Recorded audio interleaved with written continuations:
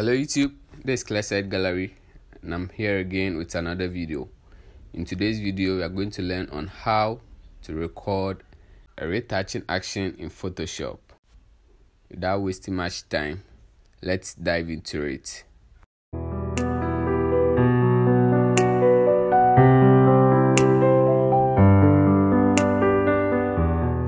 So I'll first open my action panel,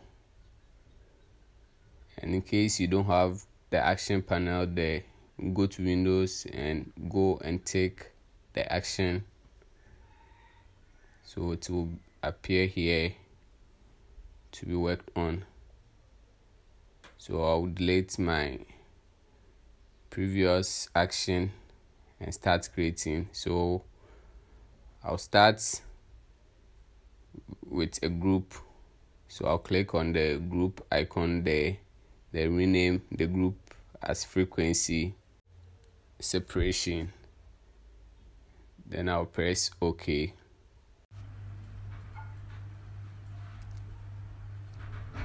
Then I'll press on the plus button to create a new layer under our action folder. So in the new layer, I'll rename it Retouching Action.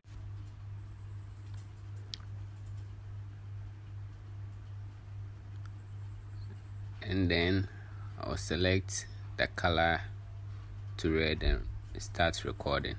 So as you can see, the recording has started.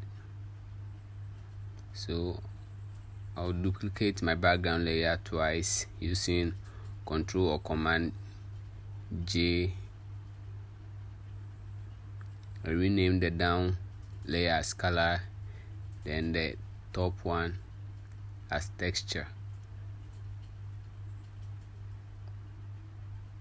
Then I'll just select a green color for the texture, then group them using Command or Ctrl G.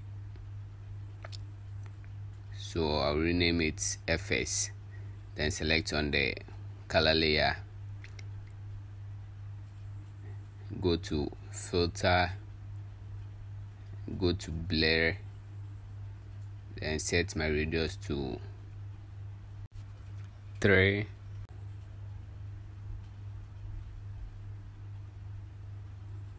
and press OK. So at this point, I'll just take the Gaussian blur just to stop at the blurring panel, just to have control when selecting your blurring radius. So at this point, I'll select my texture layer, go to image, apply image.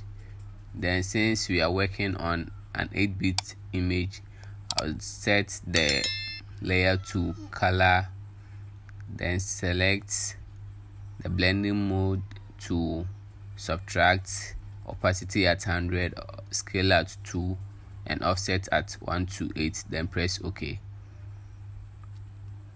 So I'll then set the blending mode to linear light, then select the color layer and press B on the keyboard to select my mixer brush to make it easier. So I'll then stop the recording. So in order for us to see if our action will work, we'll delete the action folder, then start everything over again. So this is what we just created, frequency separation. So we'll open it, then select the retouching action, then play the action. So as you can see, this is the blurring radius. So you can set it to our preferred radius. So as you can see, after we selected the radius, then press OK, our mixer brush has also been selected. I'm just repeating the process for us to see See, I'm on the move tool, so I'm going to play the action again. So I'll select my radius, then press OK. See, the mixer brush has been automatically selected to make the work easier. So this is the end of this tutorial. Don't forget to like and share. See you in another video. Bye.